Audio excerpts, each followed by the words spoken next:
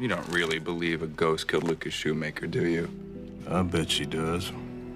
How do you know there's not a ghost somewhere right now telling his ghost friend you don't really think there's a guy who can touch dead people back to life, do you? That's not fair. Just because there's magic in one place doesn't mean there's magic in every place. I don't believe in ghosts or witches or haunted houses or spirits. And maybe that sounds a little crazy coming from a guy who can shoot sparks out of his finger, but that's what I believe.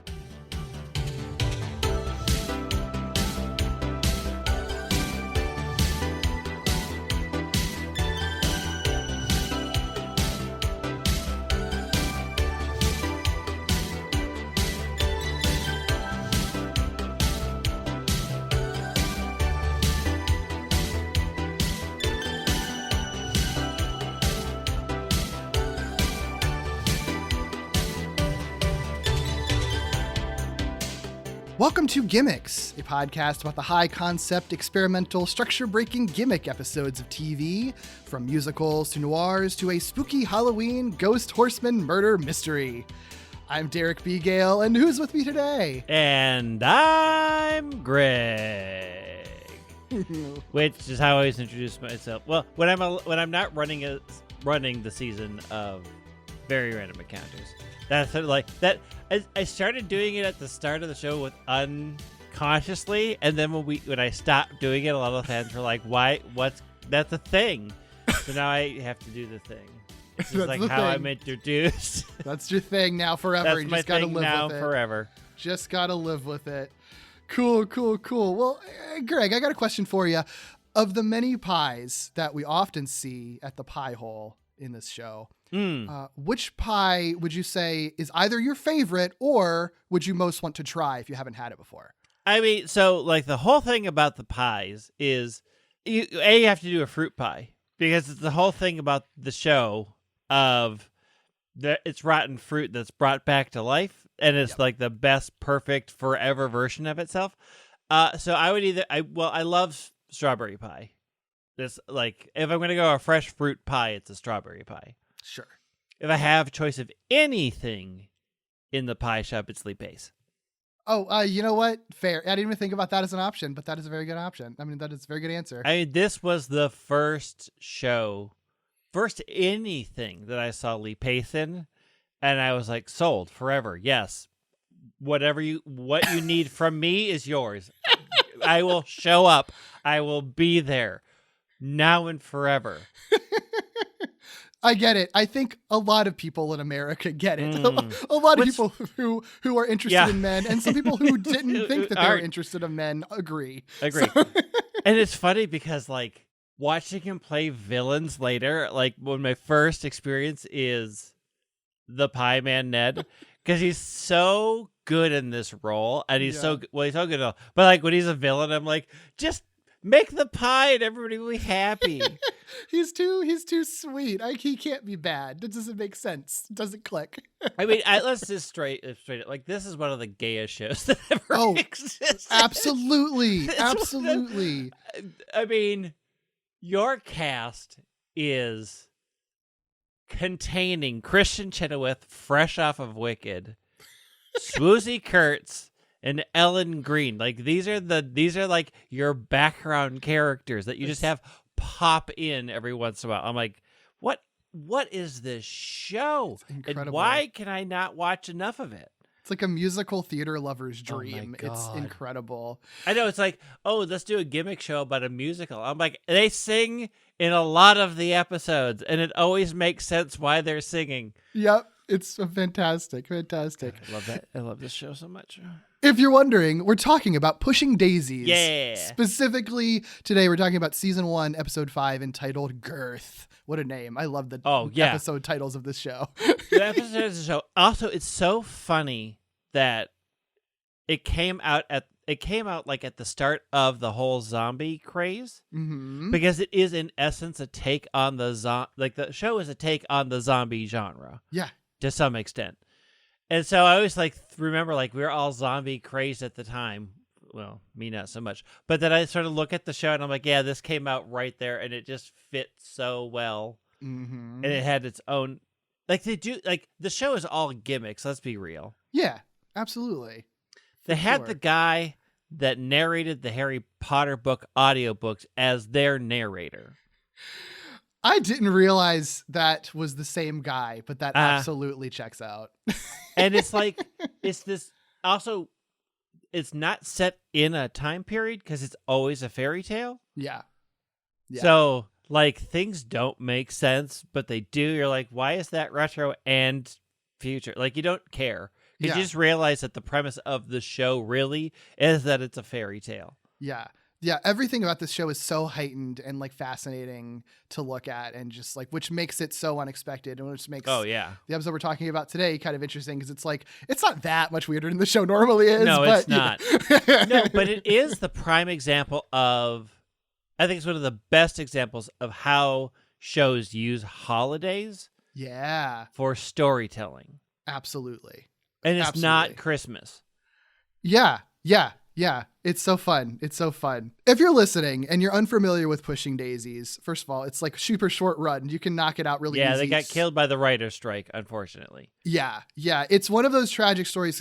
There was a pretty hefty crop of shows that came out when this came out in around 2007 that were like high concept and like really interesting. At least around the same time as like Terminator, the Sarah Connor Chronicles, and like Chuck came out around this time. I remember Rick Reaper came out. Breaking Bad even started this whole year. Like there was a lot of really interesting TV happening, and all of it got cut short by the writer's strike. And like some of them figured out how to continue, but this show was just never able to recover from it. Honestly. No, it was also so expensive to produce. Oh, well, you can tell when you watch it. You can tell. Yeah.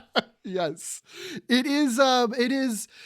By all accounts, a fantasy mystery comedy drama created by Brian Fuller, who very well known name, but if you don't recognize it, he's the creator of Dead Like Me, The Hannibal Show. He was a showrunner on American Gods, and he's worked on a lot of Star Trek as well. He's got a very distinct like visual style and storytelling style. Definitely one of the most like creative creators out there in television, I would say. It ran on ABC from 2007, 2009. There's a lot of stuff going on in this show, but I think the quickest way to summarize it is that follows a pie maker played by Lee Pace with the ability to bring the dead back to life with one touch, but there are like limitations, rules, and consequences to it. But with that power, he, along with his resurrected love interest and a private investigator, use that ability to solve a different weird murder each week. Way more than that going on, but that's sort of the basis. Way more than that going on. The kind of basis and like the one kind of fantasy element that like drives everything essentially. Yeah. And has Che McBride in it, who brilliant. He's amazing. I mean, this whole cast is like really so good, really killer in it. Like everybody kills it.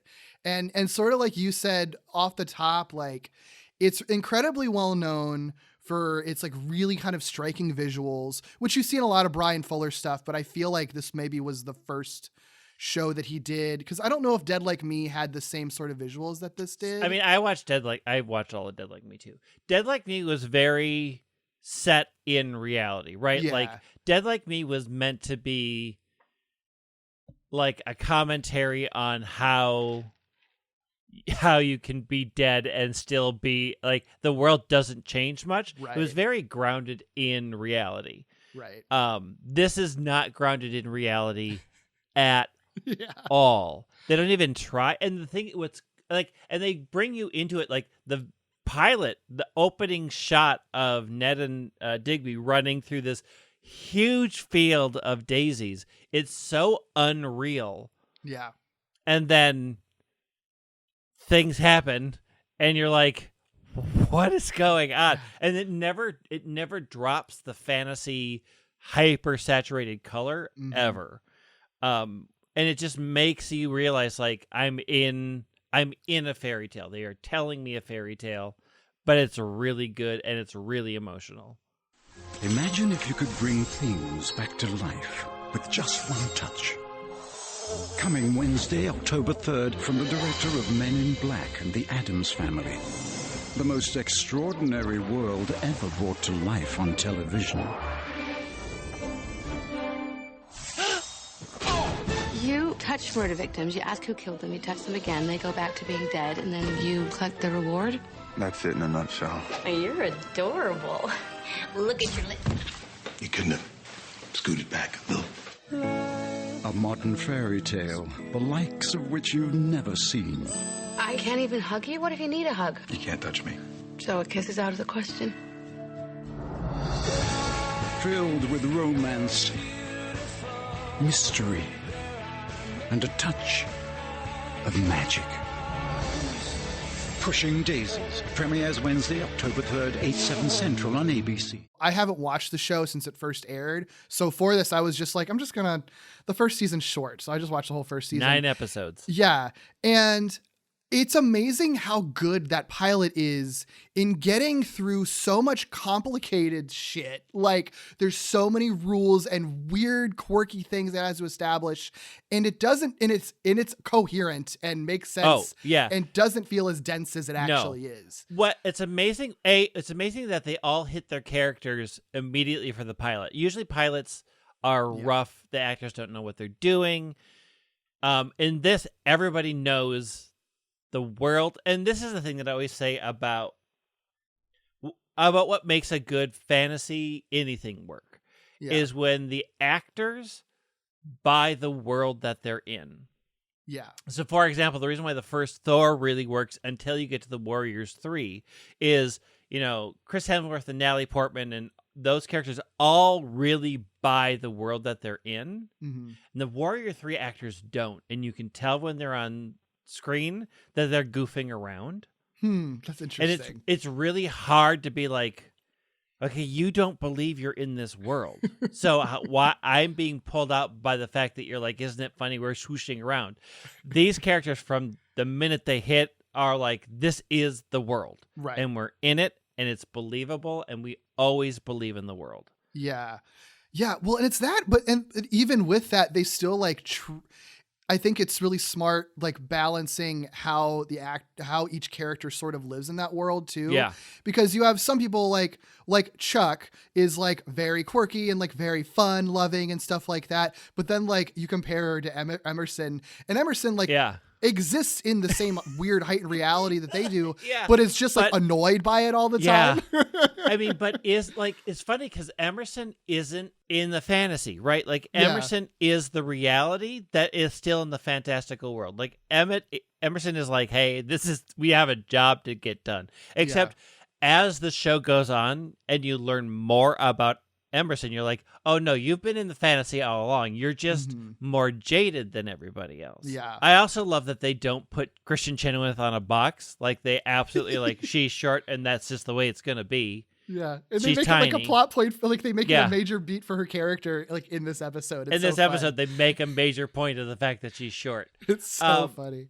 It's just everybody, and what's amazing is because it's a murder of the week, really. It's a Murder, She Wrote episode every week.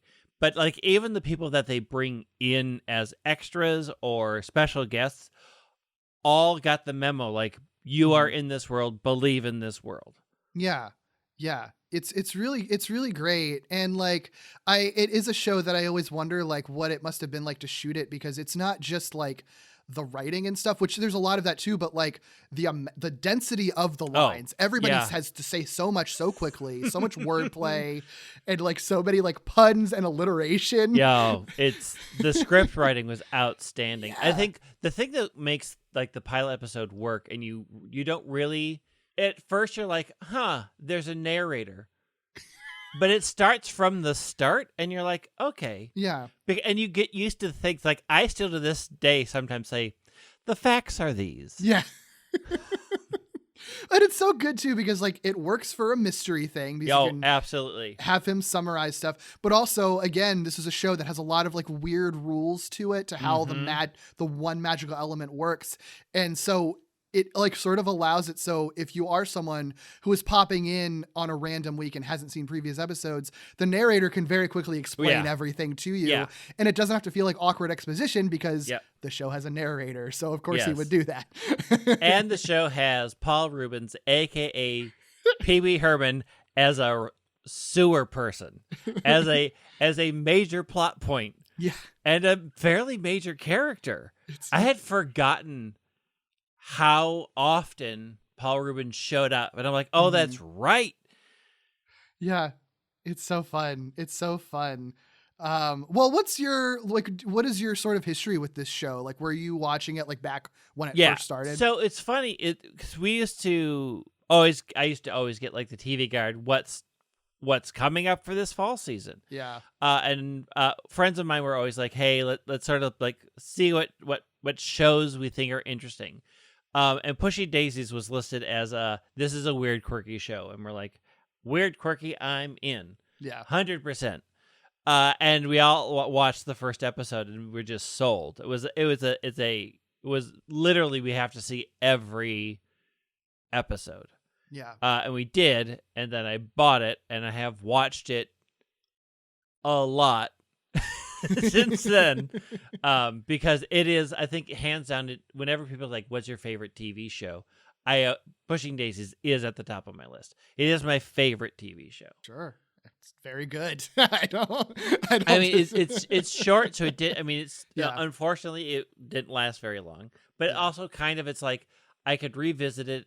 It's always charming. It's always good. Yeah. I really can't even pick an episode out from like season 2, because season 2 was 22 episodes. No, that was only 13. It was what it looked like. Maybe, yeah. Yeah. It was really short. I can't even think of a bad one in there. Yeah. Yeah. I mean, that's the thing. It's been one upside, I guess, to a short run is that like there's less of a chance for like clunkers, you know? Every episode's pretty solid in this show.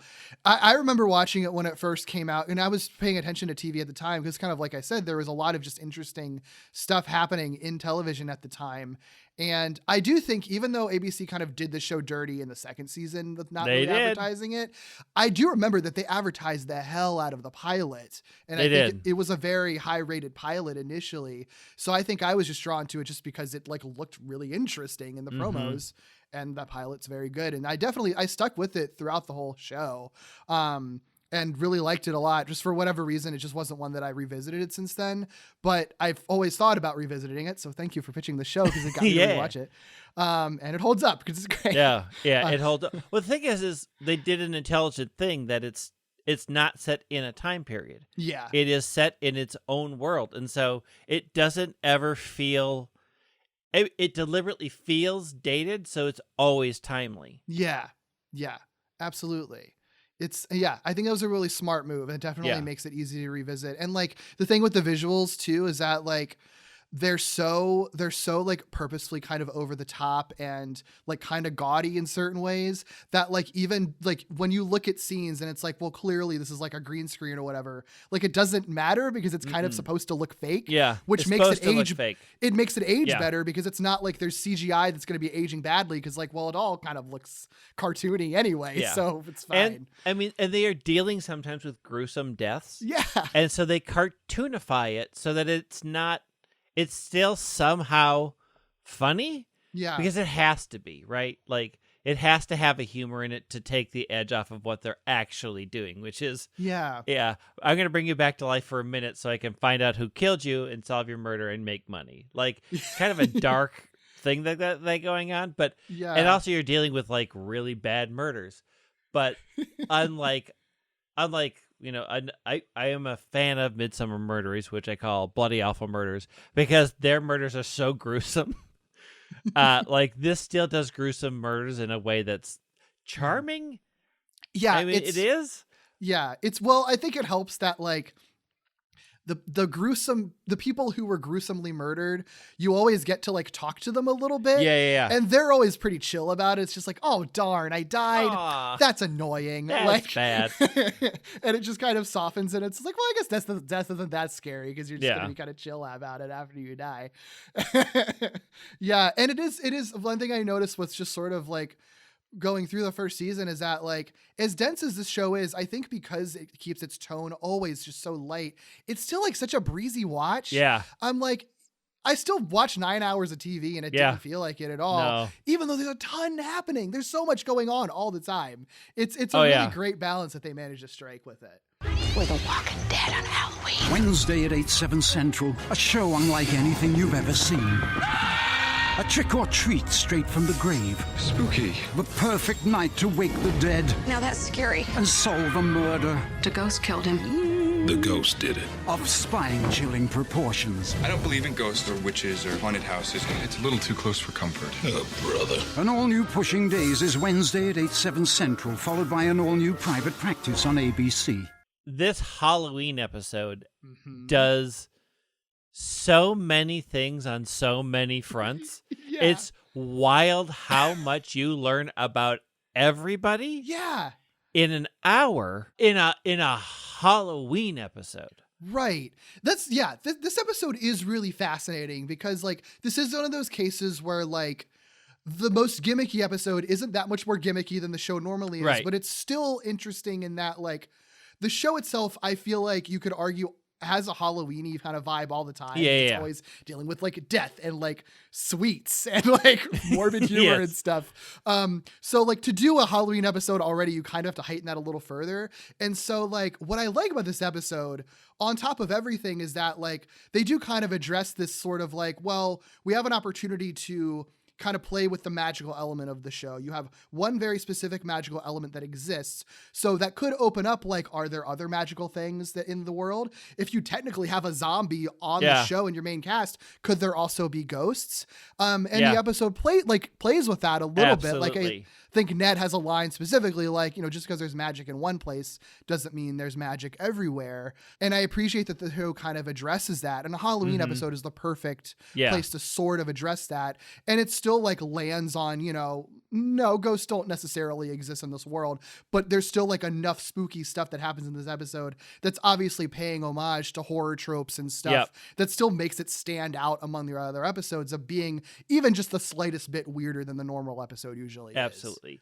And like the gimmick of most holiday episodes is to show somebody who hates the holiday and they had a bad experience as a child, and then it's getting them out through that. And like Yeah. that's the gimmick of almost every holiday episode is that, or you get a bad gift, right? Like Yeah. it's like depending on where you're falling, but the gimmick for holiday episodes is always to explore the main character or characters' past traumas. Yeah. And instead of just doing one, they decided to do two, probably three.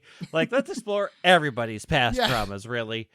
And encapsulated in Halloween, which, if I remember correctly, the episode came out on Halloween. Yeah. Yeah. On the day. Yeah. Which is really fun. Yeah. Yeah. Well, they managed to do all that while also being like technically the first Olive-centric episode that the show Yeah. does. And like, and I'm glad that I watched the rest of the season because it is interesting that like the first 4 or so episodes, Olive is very much like a supporting side character. Mhm. And I feel like this is the episode where she is really brought to the forefront. They really shine a spotlight on her. And I feel like going forward after this episode, she is a major player in everything. Oh, yeah. Which is interesting that they do so much while also being a spotlight on her in this one. I mean, because they have her be the love interest foil only for a while. Yeah. And then this episode explores who Olive was, because she's just a waitress and you don't get much, Yeah. but also still manages to push the love triangle aspect. But then it made the fact that like they focus on Olive, they make Olive a very in-depth and interesting character. Then you could actually explore her interacting as she understood more of what they're all doing, not fully, but that she becomes a part of the team almost. Yeah. Yeah. And it's really interesting that because it's a fairly big cast, kind of. Like you have 3 main characters that are in almost everything, and then Olive is the 4th, and then there's the aunts, and then there's the rotating people who have to be in that episode. Yeah. And the fact that like they broke away from the core 3 and said, okay, she's actually really great, and we Yeah. can do a lot with this character, and we can make this love triangle more interesting, because I don't think at any time throughout the series you ever really think Ned is going to go for Olive. Yeah. Yeah. But you do understand, especially in this episode, what would make Olive an attractive option over Chuck. Sure. Yeah, Olive as a character is so fascinating because the way that she is introduced is so much of like, she's just the jealous other love interest. Right. And like, that could go so badly. There's so many shows that have done that horribly. She's a pining woman who can't get what she wants. Right. And like, I give credit, like a lot of credit to Kristen Chenoweth because I think that she's very compelling right from the get-go, even before she's given much to do.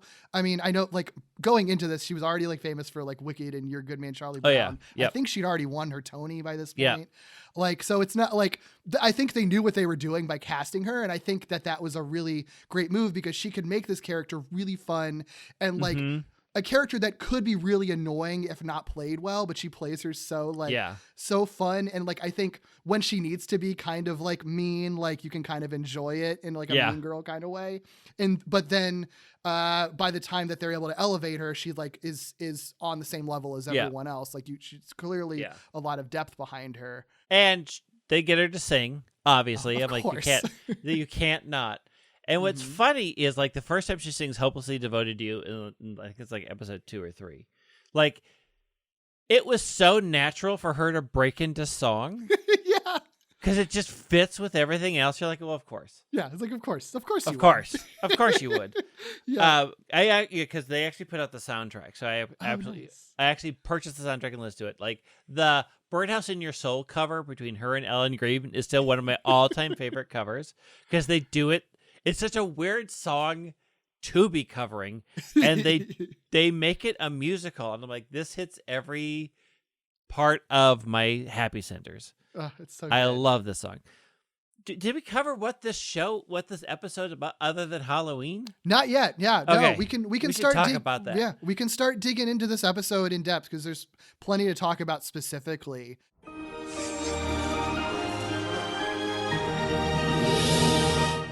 If you're listening, if you want to watch along with us, this show is streaming on HBO Max right now. The episode we're talking about, Girth, I have the synopsis per IMDb just because I like to see how they synopsize the weird episodes. This one's actually relatively normal this time. The synopsis is, in this Halloween episode, Emerson and Olive track down a ghost who's been killing the jockeys at the old race arena where Olive used to race as a former jockey herself.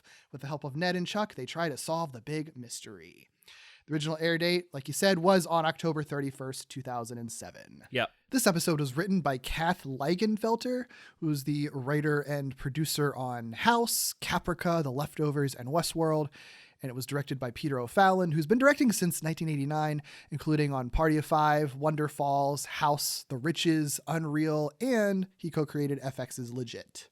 So this is when they lean into Kristen Chenoweth being short. Because she used to be a horse jockey. Yes. Which you're like, what?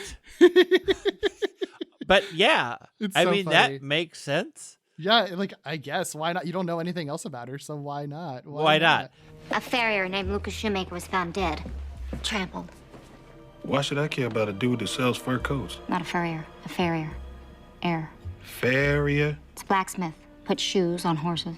Don't try to act like that's a word everybody knows. Police are saying his death was a accident. You got reason to think otherwise? I might. Is Farrier a friend of yours? We used to work together. You ever put shoes on all of you? Wasn't like that. We were competitors. What'd you compete about? Promise you won't laugh. No. I used to be a professional horse jockey.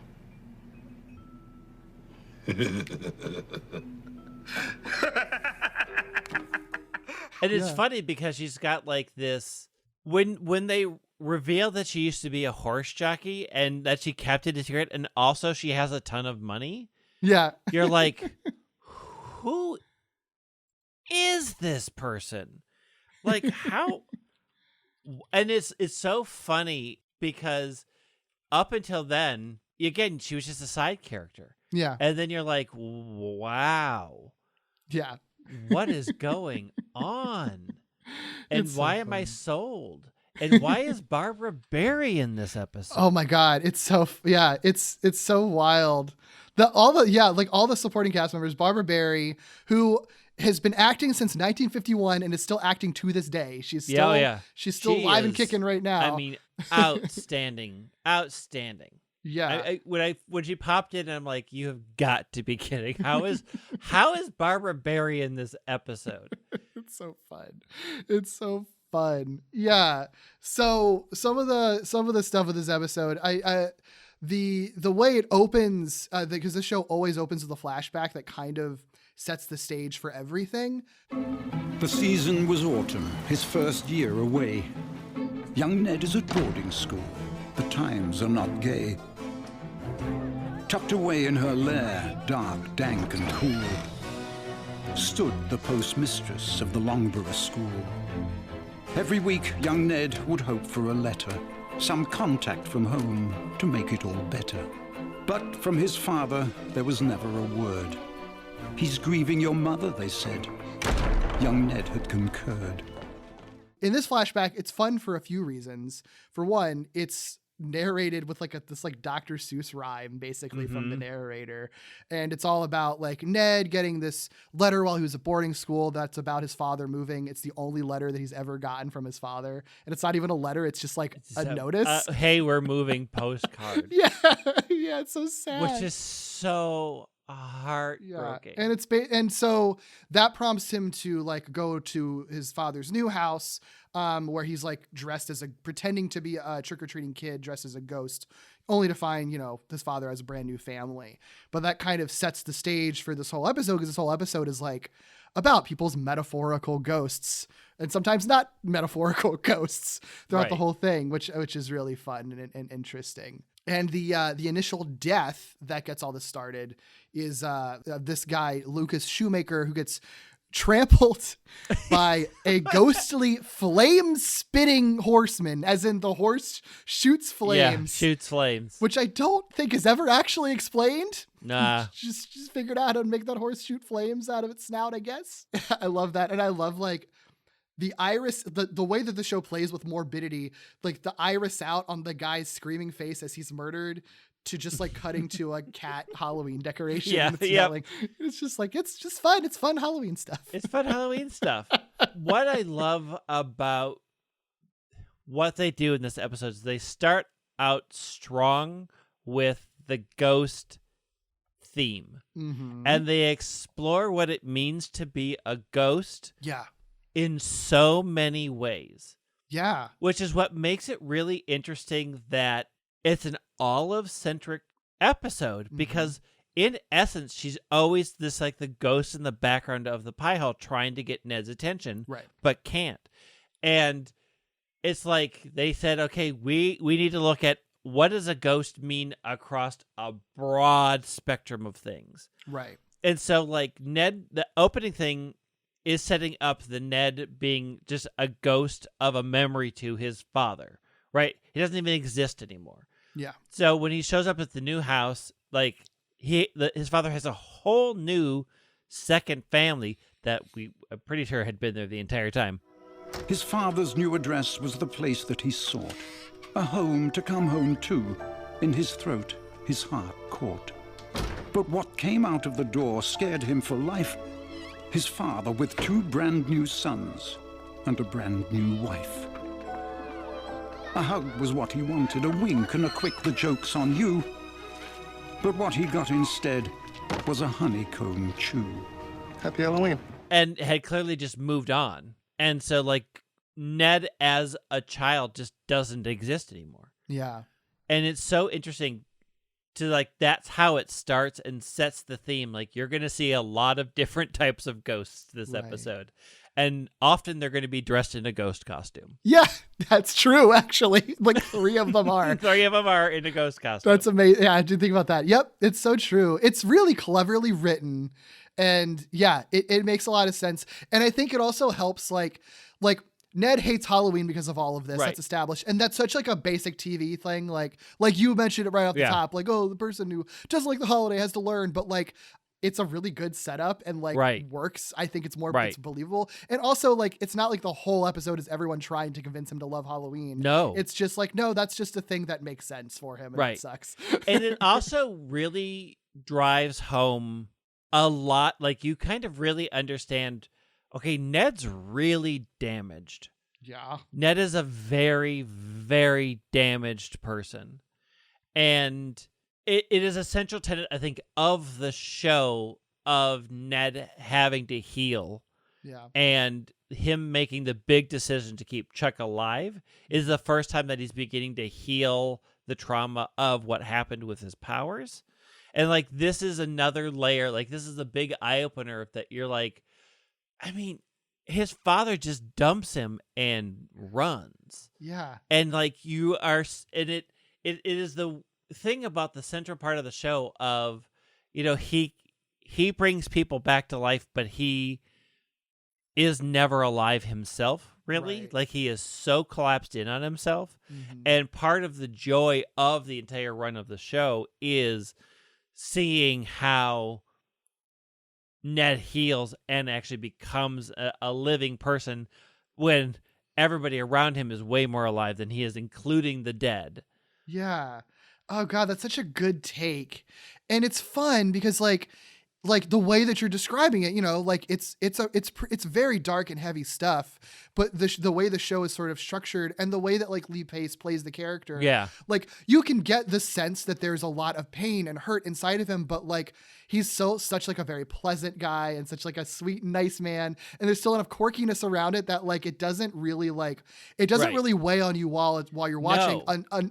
except for the moments when it needs to, you know. Right. Yeah. Like, you get hit with it hard and you're like, ooh.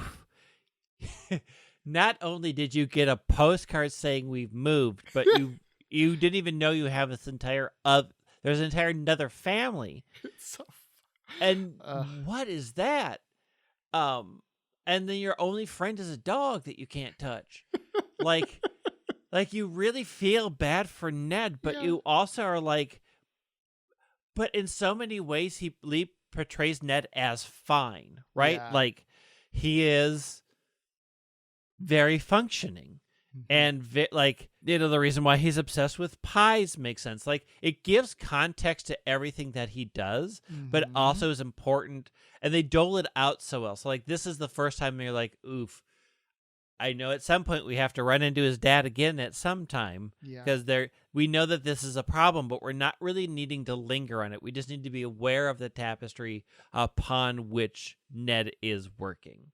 And that's, you get like all of that from like the first, like what, 5 minutes of the episode? Yeah, 5 minutes. The first 5 minutes is like watching the beginning of Up.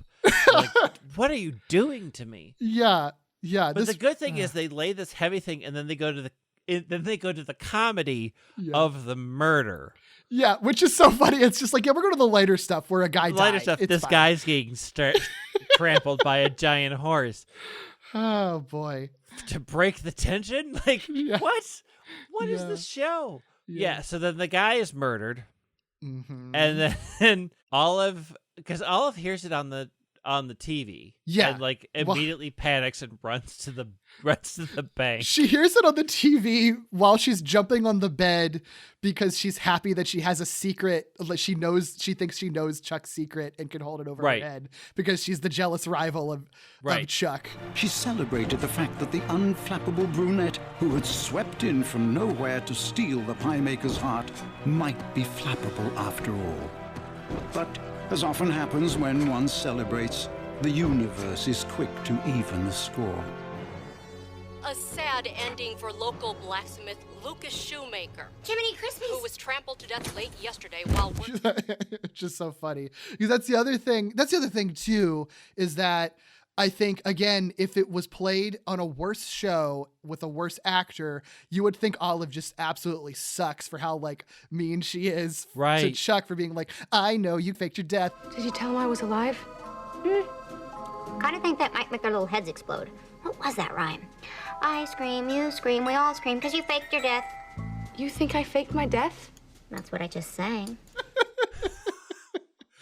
But she's so fun with it, and it's also just sort of like, you know what, like that would be a pretty terrible thing to learn about someone, and she's got good reasons for feeling like it's a thing to lord over someone. So I get it. Well, I mean, she like it's a weird thing, right? Because Olive is completely aware that Chuck is this supposedly dead woman. Yeah. And the person that she is in love with is madly in love with this person, and none of it makes sense. Yeah. And I mean, Olive is always sort of slightly the mean girl. Like, it makes sense that she's like, okay, well, we're gonna have an arrangement, and they don't let Olive be mean for very long. Yeah. Because the windmills episode, I think, is the next episode. Or I the think one after? I think it's the one right. I think the windmill one was the one right before it, because that's when she finds out.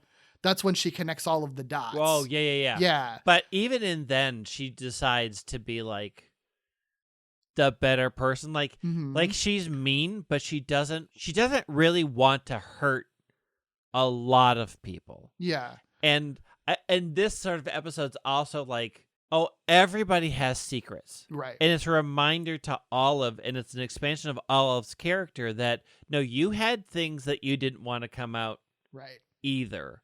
And that is the plot point of the show about why the victim was murdered, in that she was the victor over a much better jockey, and the jockey fell off their horse because his was girth sabotaged. was cut and sabotaged, and so he slid Yeah. and fell off the horse and couldn't win, and then got trampled Yeah. by all the horses behind it. But as he was about to win the Jock-Off 2000, John Joseph Jacobs suddenly found himself unseated. His patented early lead, ideal for winning but not for falling, led to his being unwittingly trampled by the 4 other riders in the race, including the Jock-Off 2000's eventual winner, Olive Snook. I quit racing the next day.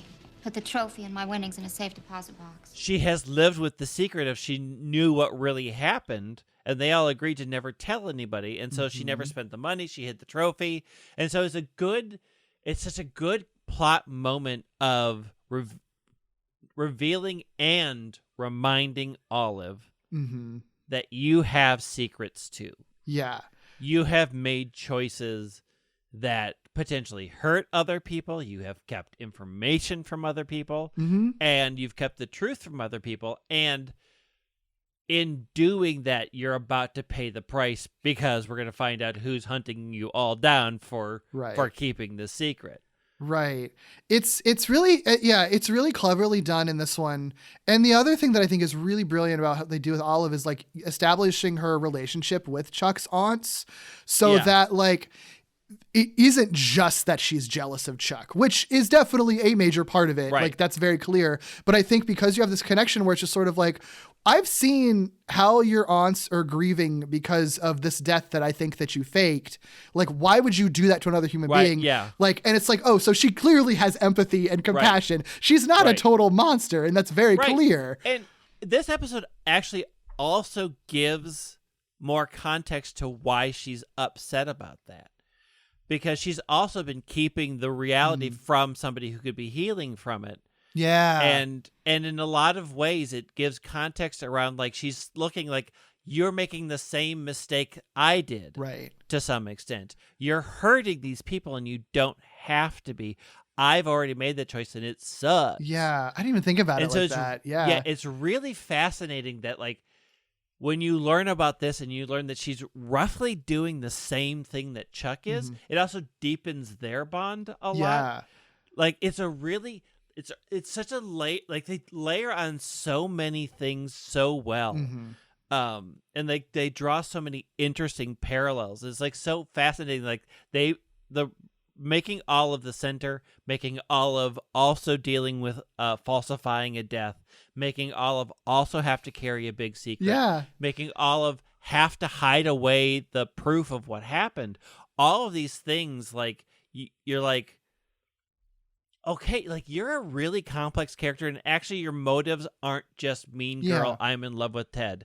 You have a lot going on, and it makes sense why you're behaving these ways. And that's what the show does really well, because it makes sense why Ned behaves this way, why he doesn't like Halloween, why he's so closed off. You get that at the start. You get Olive's story all the way through. You're just like, Wow. And like you even get it with Chuck, who's like, I really want to be able to tell my aunts, but they are not going to be able to handle it. She has like the Imagine spot of their heads exploding into Right. into confetti. It's really smart, and you're right. You can even like sort of see the arc throughout this episode of Olive and Chuck kind of like becoming friends throughout it. I think because of that sort of shared experience, and like by the end of the season, they are friends. They're totally friends, right? Like that. They're totally friends. Yeah, which is so fun. Like I love that. They're friends, but still have that edge. Yeah. Like, they're still like, I still want Ned, and I'm still going to take the opportunity to get Ned if something happens. But it is way more nuanced and way more interesting than you would expect. Yeah. And the fact that Olive is always there and not just like this thing that comes and goes. Yeah. And like this episode is fascinating because like even the initial murder isn't what, it's not what you think it is. And you get to see interesting pairings. Emerson and Olive going to the graveyard to dig up John Joseph Jacobs' body. Yeah. Where they to see if he's actually back as a ghost. Maybe John Joseph faked his death. People do that all the time. No, they don't. Yeah, they do. Sometimes they just don't even try to cover it up. They just show up and ruin your life like no one's ever gonna figure it out. But then you do figure it out, but you're not an idiot. Are you an idiot? No, because an idiot might misunderstand what you're saying and hit you with a shovel. I think you know. I think you're wrong. Can we do this? Yeah. Yeah, because they hear like this very horror movie like story from a dude in a bar who's like, the tomb was broken and his ghost walks at night, and it's like, right? Oh, is this real? And then it's so creepy because they open up the tomb, which was broken, and there's a horse with no legs inside of the tomb. Correct. The skeleton of a horse. The skeleton of a horse that's missing two of its legs. So bizarre. Which you're like, what? I mean, this is Chekhov's gun that they just put in the episode. You're like, okay, this has to be something. Yeah, because it does end up making sense. It's late once they reveal everything. Oh well, it makes sense in the context of this show. In the context of this show, it absolutely makes sense. Sure, it does not make sense in any normal way, but this show is not normal at all. No, that's why it's okay that the horse just breathes fire, and you're just like, I guess it just does. Okay, makes sense. Yeah. It's great. It's just a few other things about the background of the murder and the jockey sabotage. The event that John Joseph Jacobs, what a name. Yes, John Joseph Jacobs. The event that he dies that he died in, supposedly that's like, that Olive was involved in that sparked this whole thing, was called the Jock Off 2000. Fantastic name. Fantastic. Absolutely love it. So funny.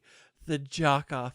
It's just like you're walking that line. Yeah. You're walking that line hard, but it's funny. I really love that this show, like, so much of its humor is like quirky and fun and like almost like sometimes like kind of childlike puns and jokes and wordplay.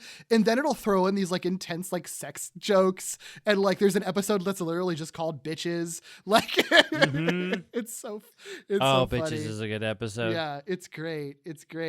Yeah. The other thing too, we will get more from John Joseph Jacobs, but he is played by Hamish Linklater, who, if you're familiar with Midnight Mass, he's like the creepy priest from that show, which is fascinating to see him in this. Yeah. Early in his career, not like he had a number of things, but it was still like when he was on the sub, I'm like, oh wait, I recognize you. Yeah. Okay. Yeah. A lot of people on this show like that pop up. It's just like, oh, you're in a lot of things. You're in a lot of things. Yeah, so there's lots of investigations and stuff going on. They have plenty of like fun, creepy scenes. There's like one scene, nothing necessarily happens in it, but like Chuck investigating the stable is played to be as creepy as possible. Just to play up on the horror vibe in a way that like the show doesn't really normally do. So there's definitely things like that. It's also interesting that Ned just yoinks out. Yeah. Right? Like it gets to be way too much for him and he just flees. Yeah. He runs back to his old home to go lie in his room. Yeah. Like he did when he was a kid. And it's interesting because they just took him out. Like, it's fascinating to see a character. Not only is it just too much for him, but none of them really rag on him for it either. Mm-hmm. They're just like, okay, you just need to be gone for a bit and take your time. Mm-hmm. And like, they're all sort of fine with it. I'll come with you if you like. Actually, I'd rather go alone. Besides, I think Emerson needs you. What? Ow! Don't kick me. Did you just kick him under the table? No. Yes. There's just something else I gotta do. Case related? Yes. No. In fact, I probably won't even make it to the stables. Fine, I'll go to the stables. You go to the bar. You go and do whatever private, secret, alone thing you need to go and do by yourself. Alone. Like, Yeah. okay, yeah. Like, this is a lot, and this holiday's a lot Yeah. for whatever reason, so go do your thing. We'll do actual investigation. It was nice to see that.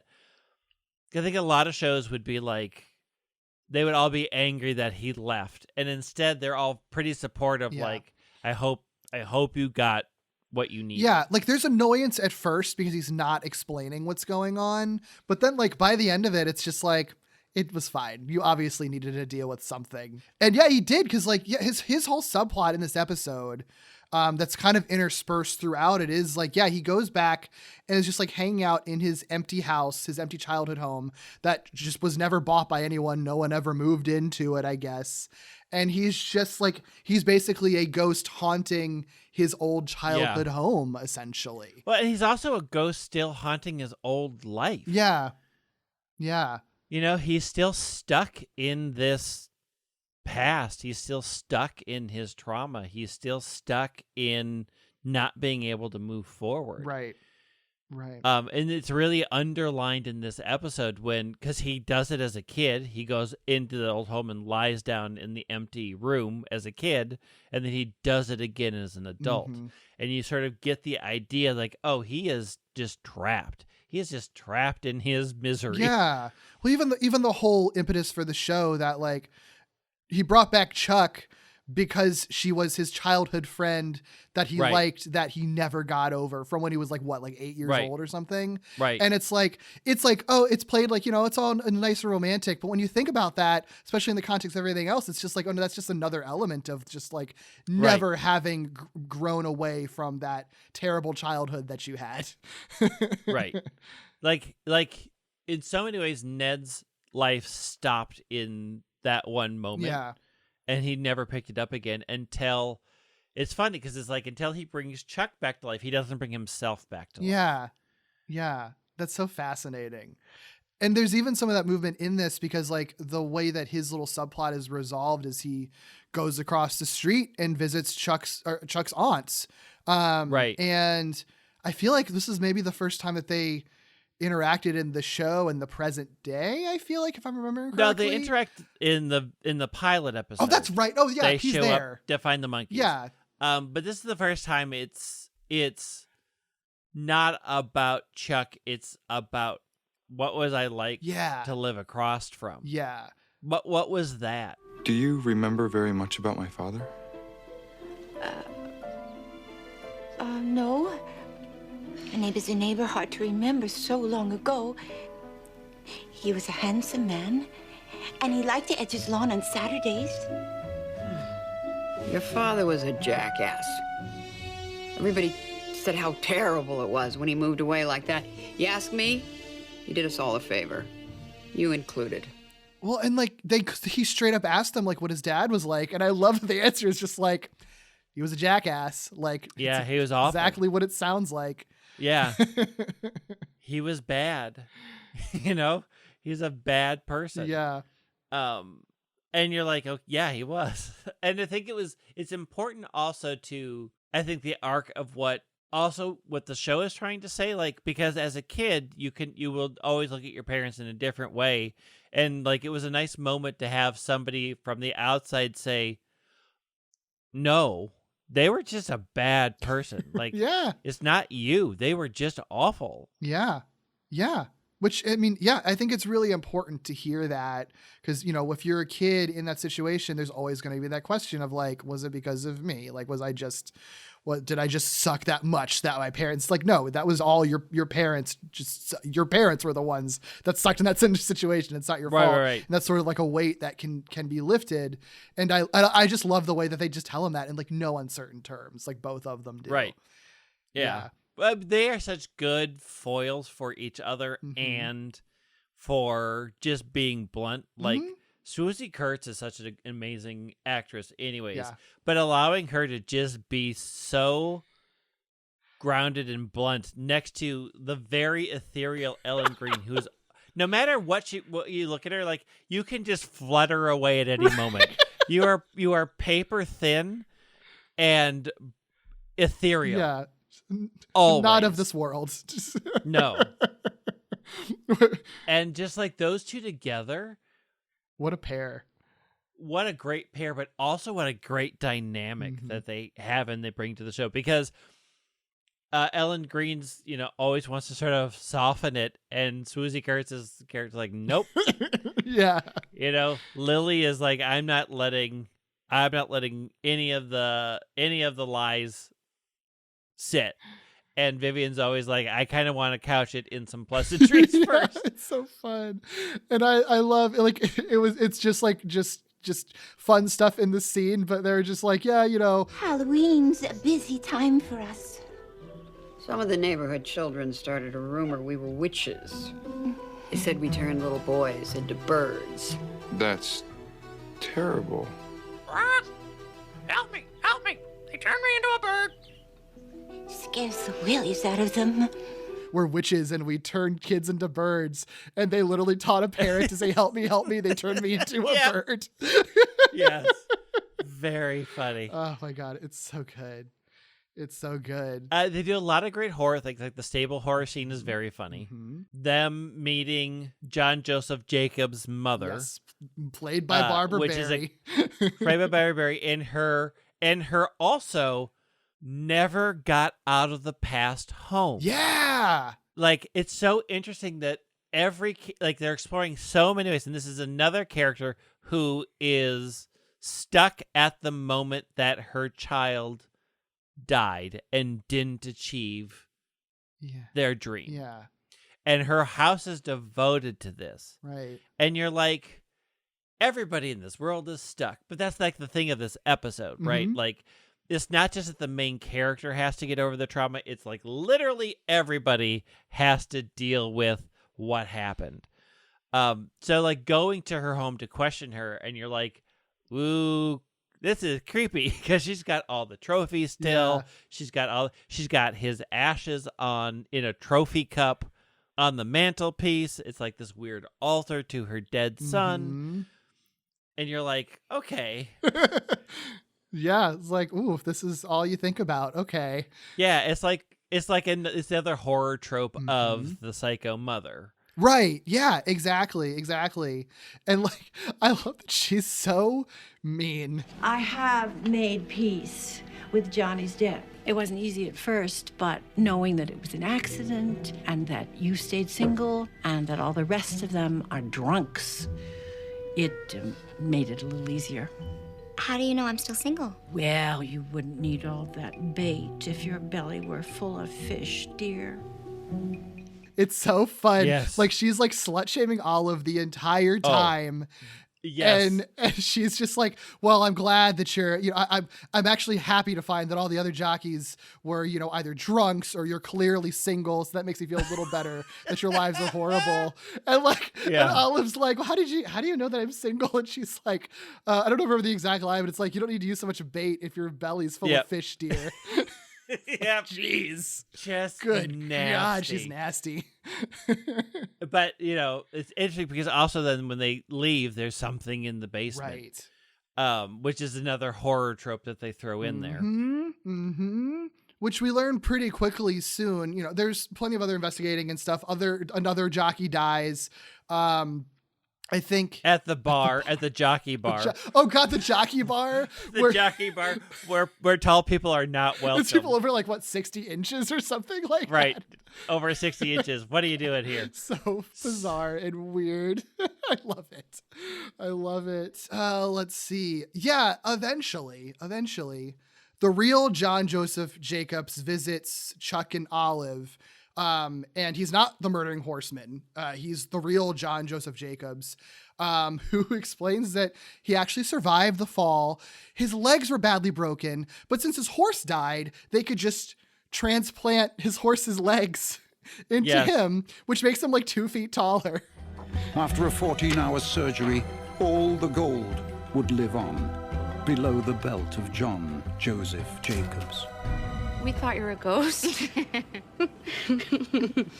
Well, I've basically been living in Mama's basement for the past 7 years. When I heard you talking about Shoemaker through the heating vent, I thought I was dreaming. Did you kill him, John Joseph Jacobs?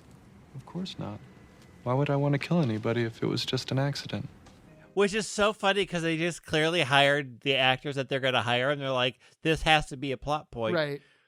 Because you're supposed to be a jockey, but there's no way the size that you are that this is going to be happening. Yeah. And you just like, yep, that makes sense. They transplanted horse legs. Why not? I guess. Why not? I guess you could do that. I mean, sure. Right. And you're like, yep, makes sense. Right. They even like dress him in like pants that are like 3 sizes too short for him, just to emphasize how tall he is now. Yeah.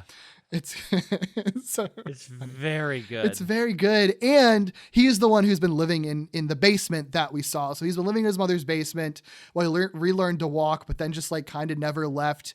And it's again kind of like a psycho sort of scenario where like he's been kind of infantilized for the past few years. And so Chuck and Oliver are like, you should move out, dude. Like, come on, let's try to get you to move out. And so they go to his mom's house to help him talk to her, to help him move out, which is like such a weird like direction that it goes down. Yeah. But then like very rapid succession, it all kind of comes together. The horseman rides literally into the house. Literally into this giant entryway. It's so funny. Long story short, it was the Mama Jacobs, who was the horseman all along, which you can like kind of predict if you put it together, right? And that does follow, like, that's kind of the first Friday 13th kind of thing, right? Like the avenging mother who's doing this for her son. As far as anyone knows, it was the ghost of John Joseph, and it's going to stay that way. I trampled them just the way they did my boy. John Joseph is alive. They murdered his career. He could have won the Triple Crown. He could have been the best there ever was. Olive is innocent. She didn't cut the girth. But I kept the secret. Shh. Now that we've established why I need to kill you, it's time for you to run. I have found that trampling works better at a full gallop. One of the previously killed jockeys had confessed to her what happened, thinking that John Joseph Jacobs was dead, gave her like the ashes of the girth to prove it, which is how she has the cremated remains in the trophy. It's actually the girth. Learning all this, she just sought revenge. So all the pieces come together. I'd love the one very brief bit where they do briefly wonder if John Joseph himself is the horseman, and that like they're like, what if like his blood sugar drops and he like changes and they refer to him as a hyperglycemic werewolf, which I love the concept so much. Very funny. Also, then they do the running through the woods, and then Chuck falls and hurts her ankle. Classic trope. Super creepy woods, too. They're like lit beautifully. There's fog and stuff. It's perfect. And this is actually like, this is the turning point for Olive and Chuck in a lot of ways, because Olive is like, I will run out. It's after me. You hide. I will deal with this. And that's such a interesting, it's like so good of a turning point where Chuck realizes like, okay, Olive's a good person, and Oliver is like, you're my friend, and I'm gonna do the right thing, and I'm gonna like save you. And then so she runs out to get in front of the horse, and then Ned swoops in and grabs her and pulls Olive out of the way to like save her. And that's when the new dynamic of Ned realizing, oh, I can touch Olive and I can never touch Chuck. And touch, a thing that I have been avoiding my entire life, is actually good. Yeah. She plants a big old kiss on him too. She does. And I'm sure he hasn't kissed a lady in a very long time. So no. Yeah, it's such a clever dynamic, and it is a really that whole thing. This is more for the whole, like, the season as a whole, but like I think, you know, it's so easy for shows to do love triangles and do like the classic Betty and Veronica thing, but it was so clever for this show to like set up like, oh, Chuck and Ned are clearly meant for each other. They're OTP, they're endgame, they should be together, right from the get-go, only to like present challenges for them as it goes along, and to only make Olive like a real, actual potential like alternative, like a little bit later into it after the fact, the more that it's sort of like Ned and Chuck have had to sit with like living with each other and realize like what it actually means to be in a relationship, and how hard it could be to never be able to touch each other, you know? Yeah. And I love the way the episode ends, because the mom is locked up in a prison still with all of the things of her glory of her child. She had always seen her son as a winner and could not see him as anything else. Her murderous grip on the past landed her a trip to a private museum, for one. So, like, they make a clear distinction that she will forever be trapped in that moment. She couldn't heal out of it. Ned coming back, sort of it was like, okay, Ned's on the path. I'm so glad you brought me back here. I haven't been back in a long time. I had to confront a ghost today. Whose ghost? My own. And then they do a really great thing of allowing Chuck to dress up as a ghost to go haunt her aunts really briefly, to again, and it's the next iteration of what it means to be a ghost, because she's there looking in, but she's not allowed to interact. It's just another final, like, and also Chuck now understands what it's like to be a ghost to her family, and it helps in a lot of ways, like, make the connection, like, okay, Chuck can understand what Ned is going through, and so can Olive can understand Chuck. Like, they start making these lines of like, here these people can actually start beginning to heal, and we'll find out in a few episodes that so can Emerson. We just don't know yet, but it's fascinating that they used a gimmick holiday episode to really explore what it meant for these people to be ghosts in their own lives, and make a good distinction of what it means to be trapped there, because the mom gets put into jail, to move on because John Joseph Jacobs gets the winnings and the trophy that he deserved, because Olive turns it over and can start and gets away from his mom, gets to start his whole new life. And so it ends in such a cute, good note that makes such a good point about the power of at least trying to move on, and what happens when you're stuck and you can't. Yeah. Well, and then I think too that like you kind of need other people to be able to help you move on. Like, you need to at least, like, you need to let people in your life and sort of form those mutual understandings, because all of the ways that everyone that does move on in this episode does move on is because they either formed some kind of connection with someone else or some understanding, or someone just helped them do it in the first place. Right. Which is kind of beautiful. And I do feel like that maybe is kind of an ongoing theme in this show, is just the sort of connections that everyone form, you know, and the way that like death can kind of bring people together in some ways. Right. Yeah, it's really cool. It's really cool. Yeah, it's really fun. Really well done, well constructed episode. Yeah. Taking in the way that it takes the premise, and I still love just generally the idea of just exploring like what types of magic does exist in this universe. Right. And in this case, you know, ghosts don't seem to. But I would have been interested if the show went longer, like what other ways that would have maybe come up, you know, and if there would have ever been different types of magic that existed, or if they would have always sort of limited it, because I do like the sort of Scooby-Doo of it all in this. It's like, nope, the ghost was just somebody's mom. The ghost was somebody's mom who is very angry. Very angry. Yeah, very angry, riding a horse. Fire-breathing horse. I will never get over that they don't even touch on that. It's so funny. It just breathes fire. It's fine. It's fine. It's what horses You do. know, he was very angry. Had a lot of spicy foods that day.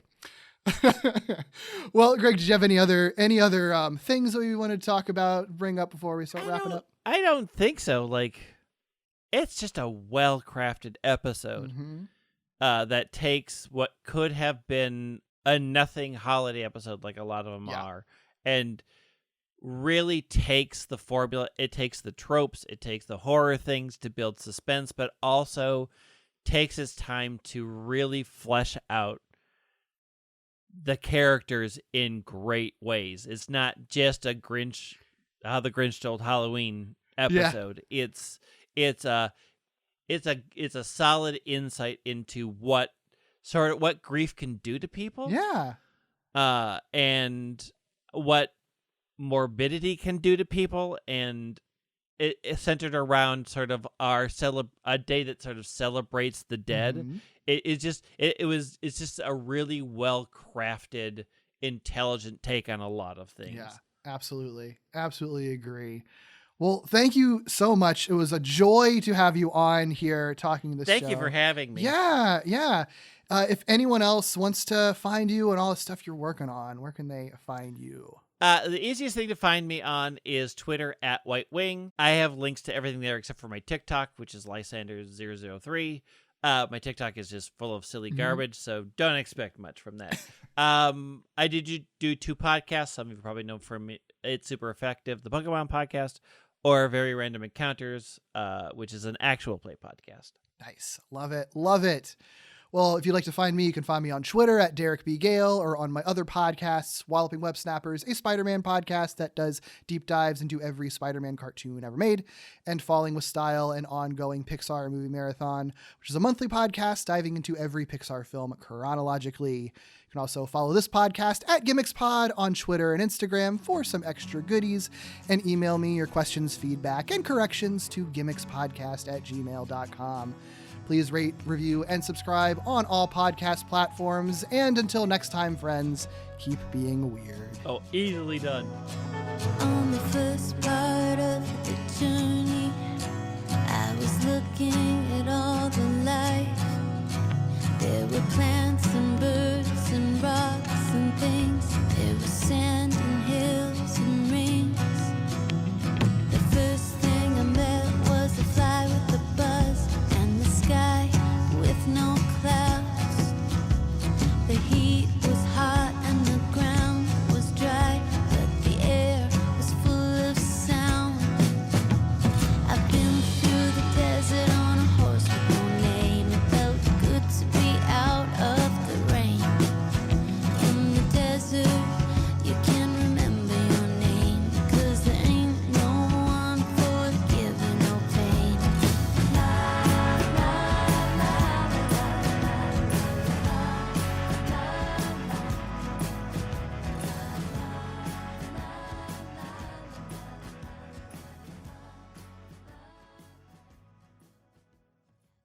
Ha ha ha ha ha.